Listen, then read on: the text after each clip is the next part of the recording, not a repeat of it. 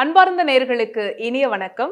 ஜோதிடம் குறித்தான ஆழமான கருத்துக்களை மிகவும் சுவாரஸ்யமாகவும் ஆதிகால பரிகார முறைகளை நம்முடன் பகிர்ந்து கொள்வதற்காகவும் இணைந்திருக்கிறார் பாரம்பரிய திருவள்ளுவர் குலவம்ச ஜோதிடர் டாக்டர் சுப மாரிமுத்து ஐயா அவர்கள். அவரை நிகழ்ச்சிக்கு வரவேற்றலாம். ஐயா வணக்கம், எப்படி இருக்கீங்க? நல்லா இருக்கேங்கம்மா. நீங்க நல்லா இருக்கீங்க? நல்லா இருக்கேன், நல்லா இருக்கேன். ரொம்ப சந்தோஷங்கம்மா. இப்போ எல்லாம் பேரண்ட்ஸ்லாம் நிறைய பேர் கேட்டாங்க, அதனால இந்த கேள்வி கேட்குறேன் நான். சரி. என்னன்னா, குழந்தைங்க நல்லா படிக்கிறாங்க, ஆனால் எக்ஸாம் ஹாலுக்கு போனால் மறந்துடுறாங்க, ஞாபக சக்தி இல்லை. கிளாஸில் வந்து டீச்சர்ஸ் வந்து கிளாஸ் எடுக்கிறாங்க, எல்லாமே புரிஞ்சுக்கிறாங்க, ஆனால் வீட்டில் வந்து கேட்கும்போது தெரியல, மறந்துட்டேன் அப்படிங்கிறாங்க. இந்த மாதிரி ஞாபக சக்தி அதிகரிக்கணும், நல்லா படிக்கணும், கவனச்சிதறல் இருக்கக்கூடாது அப்படின்னா அதுக்கு ஒரு ஆதிகால பரிகாரம் ஏதாவது எங்களுக்காக சொல்லுங்க. அது ரொம்ப முக்கியமான அது இல்லைங்களா? அதாவது இந்த குழந்தைகளுக்கு கல்வி என்பது என்ன அப்படின்னு கேட்டிங்கன்னா, ஒரு பெரிய சொத்துங்க. கண்டிப்பாக கல்வி வந்து பெரிய சொத்து. எங்கள் அம்மா எங்களுடைய இந்த பாரம்பரியமாக இருக்கிறவங்களாம் அடிக்கடி ஒரு வார்த்தை சொல்லுவாங்க, நீ முதல்ல நல்லா ஜோசியத்தை நல்லா படிச்சுக்கோ, படித்ததுக்கப்புறம் உனக்கு பின்னால் நிறைய மக்கள் உன்னை பின்னாடி வருவாங்க. அதுக்கு உதாரணம் என்னென்னா, கற்றோருக்கு சென்ற இடமெல்லாம் சிறப்பு அப்படி சொல்லுவாங்க. அப்போ அவங்க சொன்ன மூல மந்திரத்தவே நம்ம என்ன பண்ணிட்டோம்னா, இதுதான் வாழ்க்கை, இதை தாண்டி எந்த பக்கம் திரும்பக்கூடாதுன்னு சொல்லி படித்ததுனால தான் இன்றைக்கி 30 வருஷமாக இன்றைக்கி இந்த ஜோதிடத்துறை நிற்கிறாங்க. கண்டிப்பாக. இனி இதுக்கு மேலே ரிட்டையர்டு ஆனால் என்ன, ஆகாட்டி என்னங்க, ஆல்ரெடி 30 வருஷம் ஓடிடுச்சு. இதுக்கு மேலே மக்களுக்காக வேணா கொஞ்சம் நாளைக்கு சர்வீஸ் பண்ணலாம். அதுக்கு இந்த கல்வி தான் சோறு போடுது பாருங்க. கண்டிப்பாக. என்னங்க, அப்போ இந்த ஜோதிடத்துக்கு வராதுக்கு முன்பு சோத்துக்கே வழி இல்லை, ஜோதிடத்துக்கு வந்த பிறகு சோறு திங்க நேரம் இல்லை. அப்போ இந்த கல்வி தானே ஜோதிடம். இன்னைக்கு அதை நாடித்தான் நிற்கிறாங்க. வெறும் சுப மாரிமுத்துன்னு வந்தால் இல்லைங்க, ஜோதிடன் ஞானி சுப மாரிமுத்துன்னா ஜோதிடர். ஜோதிடர்னா அவர்கிட்ட எல்லா விஷயம் இருக்குமே, அப்படித்தானே வராங்க. அப்போ அந்த கல்விக்கு தான் அந்த பவர். ஞானம் பிறக்கிற இடத்துல கண்டிப்பா சிறப்பு. ஒரு காலத்துல கல்வியா செல்வமா வீரமானு ஒரு பாட்டே இருந்துச்சு. ஆமா, கல்வியா செல்வமா வீரமானு. இதுல வந்து நம்மளுடைய அறிவை வந்து புகுத்துறதே வந்து கல்வி தான். எப்பவுமே அந்த முதல் வேலையை கல்வியில முதல் நல்லா வரும்னா, கல்விக்கு அதிபதி யாருன்னு நீங்க சொல்லுங்க. சரஸ்வதி. யாராவது வீட்டில் சரஸ்வதி படம் முதல் தனியா இருந்துட்டாலே அந்த வீட்டில் அந்த குழந்தை நல்லா படிக்கும். அப்படியா? ஆமா. இது எல்லாரும் கூட்டாக சேர்த்து வச்சுக்கிறனால நீங்கள் ஜோதிடம் பார்க்கும்போது ஒரு 5-6 பேர் ஒன்றா வந்தாங்கன்னா, ஒரு தனியாக இருக்கிறவங்க எப்படி எங்கிட்ட பேசுவாங்க? அப்போ அவங்களுக்குன்னு ஒரு முக்கியத்துவம் கொடுக்கலையே இல்லைங்க. அப்போ கலைவாணி சரஸ்வதி தான் அந்த கல்விக்கு உந்த தெய்வம். அந்த கலைவாணி சரஸ்வதியை நீங்கள் வீட்டில் வச்சு சாமி கும்பிட்டாங்கன்னா உங்களுக்கு கல்வி நல்லா வரும். சரி. ரெண்டாவது, சித்தர்கள் அந்த காலத்தில் இருக்கிறதுலையே ரொம்ப கல்விக்கு அதிபதியான ஒரு சித்தர் இருக்காங்க. சரி. அவங்க யாருன்னு உங்களுக்கு தெரியுங்களாங்கம்மா? தெரியல சார். உலகத்திலேயே வந்து கல்வியை வந்து ரொம்ப கரைச்சி குடிச்சு ஞானத்தோட வாழ்ந்த ஒரு மகான் ராமகிருஷ்ண பரமஹம்சர். ராமகிருஷ்ண பரமஹம்சர் வா நரேந்திரா, என்னை பார்க்க இவ்வளவுதான் நேரமாச்சான்னு கேட்டாரா விவேகானந்தரை. சரி. ஒரு நாள் போயிருக்காரு, ஞான திருஷ்டியில பேர் சொல்லியே கூப்பிட்டாரா. அவர் பேர் நரேந்தருங்க. காலப்போக்கில் அது விவேகானந்தர். சரி. வா நரேந்திரா, என்னை பார்க்க உனக்கு இவ்வளவு நேரமாச்சா, உட்காருன்னு சொன்னாருங்களா. அப்போது ராமகிருஷ்ண பரமஹம்சரும் சாரதாம்பாளுடைய படமும் விவேகானந்தருடைய படமும் அவர்கிட்ட இருந்து தான் இவர் ஒரு மாணவராக இருந்து படித்து ஃபஸ்ட் கிளாஸில் பாஸ் பண்ணார். எல்லாத்துக்கும் இவங்கெல்லாம் கொடுக்குற பரீட்சையெல்லாம் வந்து இந்த உலகத்துக்கு பார்த்தீங்கன்னா எல்லாம் எக்ஸாம் எழுத சொல்லி அதில் மார்க் போட்டு அதில் பாஸ் ஆனால் போகும் போய் அவங்கெல்லாம் கொடுத்த பரீட்சை என்னன்னு கேட்டிங்கன்னா, ஒரு 20 பேர் 30 பேர் இருப்பாங்க. எங்கிட்ட படித்தவங்க மாணவரில் இன்னைக்கு வந்து ஒருத்தர் லீடரில் ஒருத்தர் வந்து செலக்ட் பண்ண போறேன், ஒருத்தர் லீடர் ஆக்குறதுக்கு ஒருத்தர் செலக்ட் பண்ண போறேன், நல்லா படிச்ச மாணவனை செலக்ட் பண்ண போறேன்னா அவர் ஒரு பரீட்சை வைப்பார். சரி.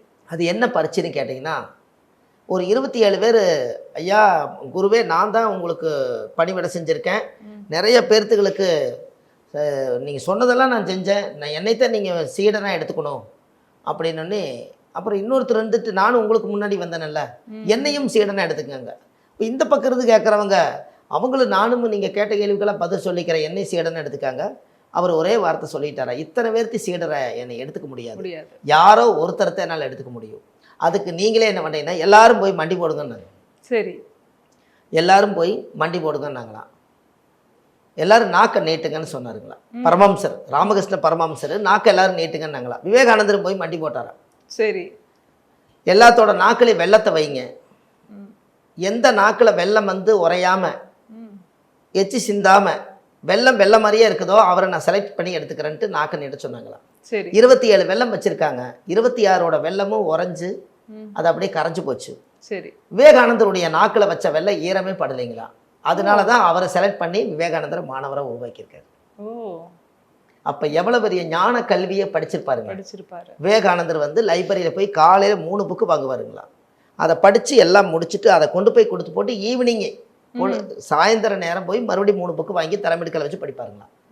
அப்போ அவரோட கல்வி எல்லாமே இது யார் கற்றுக் கொடுத்த வித்தைனா ராமகிருஷ்ண பரமஹம்சருடைய வித்தை. அதனால தான் நீங்கள் பள்ளி பாடசாலையிலெல்லாம் பார்த்தீங்கன்னா விவேகானந்தருடைய படத்தை போட்டிருப்பாங்க, ராமகிருஷ்ண பரமஹம்சருடைய படத்தை போட்டிருப்பாங்க. அப்போ பள்ளி பாடசாலையில் அந்த இறையாற்றல் எல்லாம் அந்த இடத்துல கிடைச்சா குழந்தைங்க நல்லா படிப்பாங்கிறதுக்காகத்தான் இந்த மகான்களை வந்து ஓவியமாக வரைஞ்சாங்க அன்னைக்கு. இப்போ நீங்கள் என்ன பண்ண போகிறீங்கன்னா, இப்போ +2 பாஸ் ஆகும்னு நினைக்கிறவங்க, இப்போ +1 பாஸ் ஆகும்னு நினைக்கிறவங்க ராமகிருஷ்ண பரமஹம்சருடைய படம் நெட்டில் டவுன்லோடு பண்ணி அதை ஒரு ஃப்ரேம் பண்ணுங்க. அதில் பரமஹம்சரும் சாரதாம்பாலும் இருக்கும். கூடவே எடிட் பண்ணும்போது ஒரு விவேகானந்தருடைய படத்தை வச்சு அவர் ஒரு முக்காலி அவருக்காக ஒன்று செஞ்சு ஒரு ஃப்ரேம் பண்ணி அவரை வச்சு அதுக்கு ஒரு கல்கண்டு ஒரு தண்ணி பாட்டில் ஒன்று வச்சு 5 அடி தள்ளி உட்காந்து அவர் குரு நான் வந்து மாணவன் சொல்லி நீங்கள் அங்கே உட்காந்து புக்கை படிங்க. அவரோட ஆசீர்வாதத்தில் எல்லா குழந்தையும் படித்து ஃபர்ஸ்ட் கிளாஸில் பாஸ் ஆயிடுவாங்க. Super sir. இது ரொம்ப புதுமையா இருக்கு. சரஸ்வதி வந்து கல்விக்கான தெய்வம் அப்படிங்கிறது இருக்குதுங்க. ஆனா ஞான திருஷ்டியில வந்து கல்வியை படிச்சவங்க அந்த ராமகிருஷ்ண பரமஹம்சர். அப்ப அவருக்கு அந்த ஞானம் பூராமே நீங்க எங்க கொண்டு வந்து வைக்கிறீங்களா அங்க ஞானம் வருமல்ல. கண்டிப்பா. ஏன்னா விவேகானந்தர் சாதாரணவர் இல்லைங்க, அவரே அவருக்கு சரண்டர் ஆயிட்டார் இல்லைங்களா. அப்ப இந்த கல்விக்கு மயங்கின சரஸ்வதி மாதிரி இவரு கல்விக்கு மயங்கினது ராமகிருஷ்ண பரமஹம்சர் தான். அதுல நெட்ல ராமகிருஷ்ண பரமஹம்சர்னு நெட்ல சர்ச் பண்ணீங்கன்னா அந்த அந்த உடம்புல ஒரே ஒரு வெள்ளை ட்ரெஸ் மட்டும் அழகாக போட்டு எளிமையாக இருப்பார். நாங்கள் ஏன் அந்த வெள்ளை ட்ரெஸ் எல்லாம் அதிகமாக யூஸ் பண்ணணும்னு நான் நினைக்கிறேன்னா, அவங்கெல்லாம் அந்த காலத்திலேயே கலர் சூஸ் பண்ணும்போது என்ன கலர் போட்டாலும் கடைசியில் மங்கி கடைசியில் தூய்மையாக வெள்ளை தான் வரும் அப்படின்னு அவங்க முடிவு பண்ணி தான் அந்த ட்ரெஸ் எடுத்து அவங்க போட்டுக்கிட்டாங்க. அதனால தான் அந்த வெள்ளையிலவே யூஸ் பண்ணுறதுக்கு சூழ்நிலை மாறுச்சு. அதனால் அந்த ஒயிட்டுக்கு வந்து அந்த பவர். அப்போ அந்த ராமகிருஷ்ண அந்த படத்தை நீங்கள் ஒரு முக்காலியில் வச்சிங்கன்னா அப்போ அவர் குரு உட்கார வச்சிட்டீங்க. அப்போ நீங்கள் எதுக்கால உட்காந்து படிக்கும்போது அந்த பவர் நம்மளுக்கு கிடைக்கும் இல்லைங்க. கண்டிப்பாக. அதுக்கப்புறம் நீங்கள் அந்த தண்ணி வந்து மாற்றிக்கலாம், அந்த கல்கண்டை எடுத்து நம்ம சாப்பிட்டுக்கலாம், மறுபடியும் தண்ணி வைக்கலாம், அவருக்கு 2 பத்தி பொருத்தி வைக்கலாம்.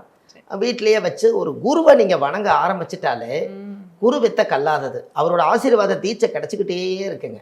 இது வீட்டில் எல்லாத்தோட வீட்லேயுமே இனிமேல் ராமகிருஷ்ண பரமஹம்சருடைய படமும் சாரதாம்பாளுடைய படமும் கூடவே விவேகானந்தருடைய படமும் இந்த 3ம் சேர்ந்து அந்த வீட்டில் படிக்கிற இடத்துல மாணவர் படிக்கிற இடத்துல அந்த போட்டோ இருந்தா மானசீக குருவா ஏத்துக்கிட்டு நம்ம வந்து அந்த இடத்துல உட்காந்து நம்ம படிக்கும் போது நல்ல மதிப்பெண் வருங்க. இவங்க இந்த எழுதும் போது அவங்கள நினைச்சு எழுதுனாங்கன்னா இன்னும் கொஞ்சம் நல்லா இருக்கும். ராமகிருஷ்ண பரமஹம்சரே, சாரதாம்பா, விவேகானந்தர் ஐயா, நீங்க எல்லாரும் சேர்ந்து இந்த பேனாவில் ஒரு சக்தி கொடுத்து என்னோட ஞானத்துக்கு ஒரு புத்தி கொடுத்து நான் எழுதுகிற எழுத்தெல்லாம் வந்து உலகத்துக்கு அரங்கேற்றமாகி எனக்கு நல்ல மார்க்கு கிடைக்கணும், நான் நல்ல வேலையில் போய் ஜாயின்ட் ஆகி என்னை பெற்ற தாய் தந்தைக்கு நான் சாப்பாடு கொடுக்கணும், நல்ல ஒரு கௌரவமான தொழிலை இருந்து நான் வந்து நிறைவாக வாழணும்னு சொல்லி ஆத்மாத்தமாக நீங்கள் அந்த நேரத்தில் ஒரு செகண்ட் நீங்கள் நினச்சி நீங்கள் அதை வணங்கிட்டு நீங்கள் விநாயகர் சொல்லி போட்டு அந்த குருவுக்காக ஒரு விநாயகர் சொல்லி போட்டு நீங்கள் பரீட்சை எழுதுங்க, எல்லாம் ஃபஸ்ட் கிளாஸில்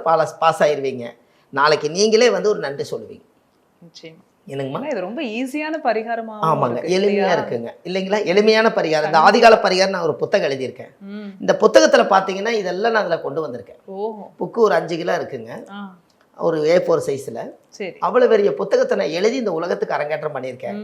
அப்ப நம்மளுக்கு அந்த எழுத்துக்கள் எல்லாம் ஒரு எழுத்தா பேனாவில் எழுதுனதுக்கு அப்புறம் தானே பிரிண்ட் ஆயிருக்கும். அப்ப நமக்கு ஏதோ ஒரு சக்தி நம்ம முன்னோர்கள் கொடுக்கும் போது, யாரோ ஒருத்தர் வந்து இந்த குழந்தை இருக்கும்போது நாக்கில் சக்கரை தண்ணி மொதல் தொட்டு வைப்பாங்கல்லங்க, அப்போ அவங்களாட்ட கல்வியில் படித்தவங்க கூட நம்மளை தொட்டு வச்சிருந்துருப்பாங்க, நம்ம ஏதாவது புத்தகம் எழுதியிருப்போம். அப்படி சொல்லுவாங்க இல்லைங்களா. அதனால 24 மணி நேரம் பேனாவும் நோட்டாவே உட்காந்துருப்போம். படிப்பறிவு கம்மி தான், ஆனால் இந்த ஞான மார்க்கத்தை கொஞ்சம் உள்வாங்கிக்க. அப்போ அப்படி வரும்போது தான் அந்த கல்வியுடைய சக்தி ஒரு சிறப்படையும். இப்போ வந்து பாருங்க, நீங்கள் இது ஒன்று பண்ணிட்டு இந்த கல்விக்கு அதிபதி வந்து புதன் தான். நம்ம வீட்டில் தாய் மாமன் யாராவது இருப்பாங்க, அவங்கள ஒரு நாளைக்கு தாய் தந்தையா நினைச்சு அவருக்கு ஒரு பாத பூஜை பண்ணி அவர்கிட்ட ஒரு ஆசீர்வாதம் வாங்கினால இவர்கிட்ட இருக்கிற புதன் ஆக்டிவேட் ஆகுது. என்னங்கம்மா, அப்படி தாய் மாமன் இல்லைன்னா வேற யாராவது ஒருத்தர் மாமா வர்க்கம் இருப்பாங்க, அவங்களுக்கு ஒரு காலை தொட்டு கும்பிட்டு ஒரு பாத பூஜை பண்ணி அவங்கள தொட்டு கும்பிட்டாலும் அது நடக்கும். அப்போ முன்னோர்கள் அந்த காலத்துல எல்லாம் பாருங்க. அதனால தான் அந்த குழந்தை தாய் மாமனே படிக்க வைக்கிற கூட்டிட்டு போறது எல்லாம் அது நல்லா படிக்குதுல்ல. ஆமா ஆமா ஆமா. தாய் மாமனே அக்கா பையன் தானே, அக்கா புள்ள தானே, நீ என்ன பண்றது, கொண்டு போய் ஸ்கூல்ல விட்டு வரணும். இந்த அந்த அதோட மூச்சு காத்து இதோட மூச்சு காத்து ரெண்டும் சேர்ந்து தானே டிராவல் ஆகுது. ஆமா. அப்போ அந்த குழந்தை வந்து மாமா போயிட்டு வர நல்லா படிச்சுட்டு வந்து கரெக்டாக உட்காருது. இதெல்லாம் அந்த காலத்துல தத்தெடுத்து வளர்த்துற மாதிரி பண்ணாங்க. ஆமா ஆமா. மாமா கிட்ட அந்த குழந்தை வளர்ந்துருக்கு. ஏன்னா அக்கா வீடு, அதனால தான் இந்த உறவு விட்டு போகக்கூடாதுன்னு அங்கேயே கல்யாணம் பண்ணி கொடுத்துருவாங்களே. ஆமா ஆமா ஆமா ஆமா. இந்த ஒரே ரத்தத்துக்குள்ளே சுத்திட்டு இருக்கும் பார்த்துக்கி. ஆமா ஆமா. அப்போ இது எல்லாமே புதனோட ஆதிக்கங்க. இந்த மாதிரி ஒரு பரிகாரத்தை பண்ணிட்டு தாய் மாமனுக்கு பாத பூஜை பண்றது ஒரு பெரிய சிறப்பு. ரெண்டாவது மெயின் வந்து இதுக்கு என்னன்னு கேட்டீங்கன்னா, நீங்க கல்வியில ஜெயிக்கிறதுக்கு முன்னாடி நம்மளை பெற்ற தாய் தந்து தான்.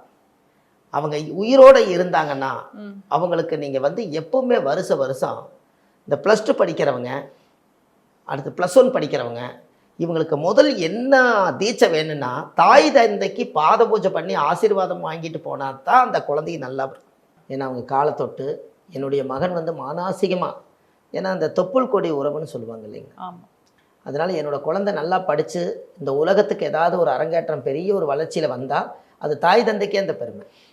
அப்போ அப்படி இருக்கும் காலகட்டங்களில் இப்போ தாய் தந்தைக்கு என்னால் பாத பூஜை பண்ண முடியலைங்க, நான் வெளிநாட்டில் இருக்கேன், எங்கள் அப்பா அம்மாவே இல்லை, நான் எப்படி பாத பூஜை பண்ணட்டும் அப்படின்னா, எதுவுமே இல்லைனாலும் கூட உங்கள் பர்ஸில் யாரோ ஒருடைய படத்தை வைக்கிறத விட அப்பா அம்மா படத்தை உங்கள் பர்ஸில் வச்சுக்கோங்க. சரி. உங்கள் அப்பா அம்மா உங்களோட தானே வர்றாங்க இல்லைங்களா, கண்டிப்பாக அது வைக்கணும். அப்போ அந்த தாய் தந்தைக்கு முழுமையான ஆசீர்வாதம் பண்ணி நீங்கள் எப்போவுமே வந்து அவங்களுக்கு வந்து ஒரு முழுமையான ஆசீர்வாதம் வாங்கிட்டாலே இந்த படிப்பில் தடைகள் எதுவுமே வராது.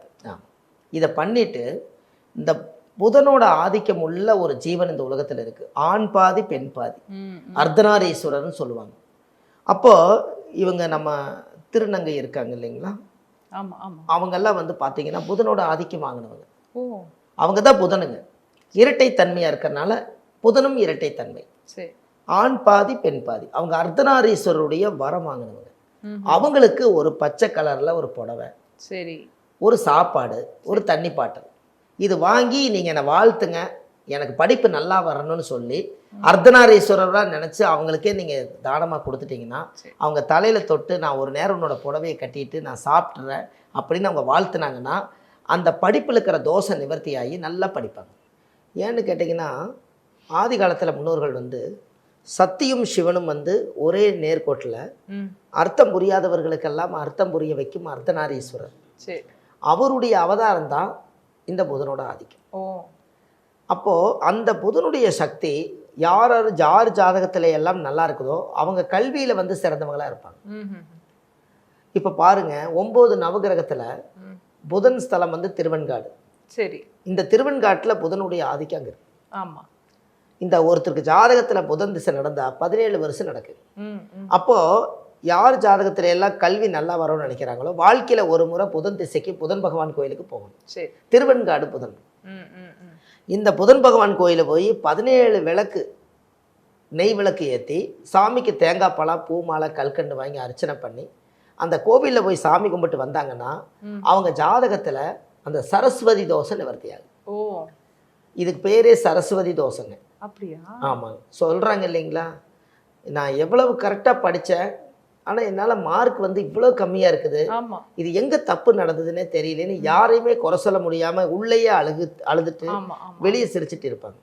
ஆனால் அது காரணம் என்னன்னு கேட்டிங்கன்னா, நம்ம முன்னோர்களோ இல்லை ஜென்ரேஷன் யாரோ ஒருத்தர் இந்த குருவோட சொத்தை அபகரிச்சிருந்தாங்கன்னா அந்த குரு சாபம் வரும்போது அந்த குருவோட கல்வி வராது. அப்போ நீங்கள் நல்லா படித்து பெரிய ஆளாக வரணும்னா சரஸ்வதி உடைய அவதாரம் தானே. அப்போ சரஸ்வதி சாபம் வரக்கூடாதுன்னா நல்லா படிக்கணும்னா வாழ்க்கையில் ஒரு முறை கூத்தனூர் சரஸ்வதி. சரி. கூத்தனூர் சரஸ்வதி கூகுளில் சர்ச் பண்ணோம்னா அந்த ஊருக்கு பேரே கூத்தனூர், சரஸ்வதி தாயார். அந்த கோவிலில் போய் குங்கும அர்ச்சனை பண்ணி பச்சை புடவை வாங்கி அந்த குழந்தைக்கு சாத்தி சாமிக்கு தேங்காய் பழ பூ மாலை கல்கண்டு வாங்கி அர்ச்சனை பண்ணி அந்த கோயிலில் சாமி கும்பிட்டு வந்தாங்கன்னா அந்த குழந்தைக்கு ஆயுள் வரைக்கும் கல்வி தோஷம் வராது. அதனால தான் சரஸ்வதி உடைய தாயார் கோயில் தமிழ்நாட்டே அங்கே ஒன்று தான் இருக்குதுங்க. ஆமாம். அந்த சரஸ்வதி தாயாருக்கு தான் ஒன்று. இன்னும் ஒன்று வேணால் பண்ணலாங்க. இப்போ சரஸ்வதி கையில் என்ன இருக்குதுங்கம்மா? வீணை இருக்கும் சார். வீணை இருக்குதுங்க. அது கூட வேற என்ன இருக்குதுங்க? தெரியல. கையில் ஒரு இது மாதிரி இல்லை வச்சுக்கோங்க. புத்தகத்தை பாதி விரிச்சு ஆமா இந்த பக்கம் பாதி விரிச்சு அவங்க வீணை வாசிக்கிற மாதிரி தான் எல்லாத்துலேயும் வரும். ஆமா கரெக்டுங்களா? இருக்கும். அது என்னன்னு போய் சரஸ்வதி கிட்டேயே கேட்டால் ம். நீங்கள் என்ன பண்ணிட்டு இருக்கிறீங்கன்னு கேட்டால் ம். நானும் படித்து கொண்டு தான் இருக்கிறேன் அப்படின்னு தான் சரஸ்வதி சொல்லிச்சான். ஆமா. அப்போது அவங்க படிச்சுட்டேன்னு சொல்லி முடிக்காம ம். நானும் பாராயணம் பண்ணிட்டு தான் இருக்கிறேன், ம். அதில் ஒரு சக்தியை நான் உனக்கு கொடுக்குறேன் அப்படிங்கிறக்காகத்தான் சரஸ்வதி கையில் அந்த புத்தகத்தோட வீணை இருக்கு. வீணை இருக்கு. அதனால இந்த ப்ராஜெக்ட் பண்ணுவாங்க இல்லைங்களா, வீணை ஒரிஜினல் வீணை வாங்கி வைக்கிறவங்க வாங்கி வைக்கலாம். வைக்கலாம். அப்படி இல்லாதவங்களுக்கு ஒரு இசைக்கருவி மாதிரியே அது இருக்குது. சரி. அந்த சங்கீதம் வர்றது, அந்த வீணையை வந்து சரஸ்வதி படம் ஒன்று வீட்டில் மாட்டி இந்த வீணையை கொண்டு போய் அங்கே வச்சு சரி. ஒரு நாளாவது சரஸ்வதிக்கு தேங்காவில் உடச்சி வச்சு வீட்டில் சாயம் போட்டாங்கன்னா ம். அந்த கல்வி தோஷம் அந்த வீட்டிலேயே நிவர்த்தி ஆகும். அந்த வீட்டில் இருக்கிற குழந்தைங்க எல்லாம் நல்லா படிப்பாங்க. ம். ம். இது எல்லாமே இது முக்கியமான பாயிண்ட் இல்லைங்களா? ஆமா. அதனால மக்கள் இதை படித்து இந்த வரக்கூடிய டெண்டரில் அவங்க +1 +2 எல்லாம் படித்தாங்கன்னா ம். ம். வாழ்க்கையில் பெரிய அசுர வளர்ச்சிக்கு வந்துடுவாங்க. நிச்சயமா கல்வி ஞானம் பிறக்கணும். கல்வி ஞானம் வந்து எப்பவுமே நம்ம கூட இருக்கணும். ம். அழியாத செல்வம், அபகரிக்க முடியாத ஒரு செல்வம்னா கல்வி செல்வம் தான். ஆமாங்க. ஏன்னா கல்வியோட அந்த சொத்து இருந்ததுன்னா ம். அதை மட்டும் யாராலையும் எடுத்துட்டு போகவே முடியாது எடுத்துட்டு அப்படின்னு போக சொல்லுவாங்க. நிச்சயமா கற்றது கைமண் அளவு, கல்லாதது உலகளவுன்னு நம்ம சரஸ்வதி தாயாரே சொல்லியிருக்காங்க. கண்டிப்பாங்க. நிச்சயமா அதுக்கு ஒரு நல்ல ஒரு ஆதிகால பரிகாரம். குழந்தைங்க நல்லா படிக்கணும், நல்ல மார்க்ஸ் வாங்கணும் அப்படிங்கிறதுக்காக கண்டிப்பா. சொல்லியிருக்கீங்க சார். மிக்க நன்றி. ரொம்ப சந்தோஷமா, நன்றிங்கம்மா.